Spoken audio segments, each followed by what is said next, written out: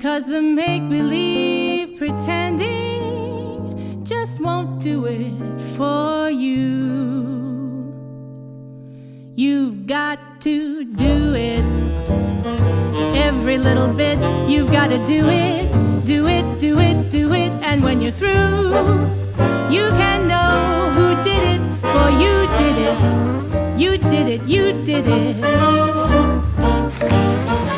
On May 20th, 1995, our friends Tim and Amy Harbach got married, and for whatever reason that we can't remember, Ann invited me to the wedding.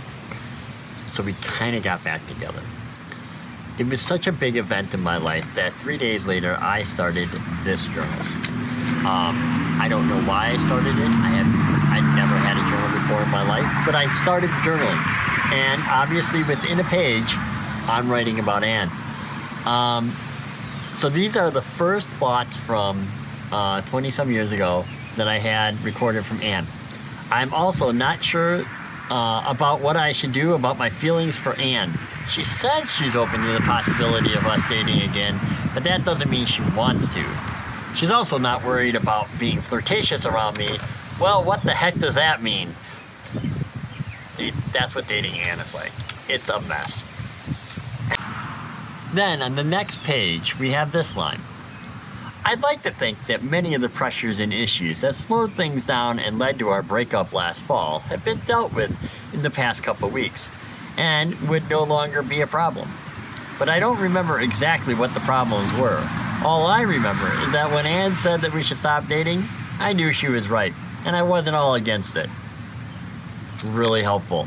You know, for someone who talks as much as Ann does, and frankly I do, you'd think we'd have this figured out. 15 pages later, you get to, this brings us to the big question. We've been hanging out for weeks at this point. What is the status of our relationship? Well, Ann and I have not talked about it one bit. So all we did was hang out and flirt. Finally one Saturday, Ann and I went up to Milwaukee to see Wendy and go to the zoo. Since the zoo was closed at 5 o'clock, we skipped it and went to Omega's and then McDonald's. We went to McDonald's back then. And then here's our first indirect reference to marriage. There we started our China pattern. Batman Forever glasses. There we go.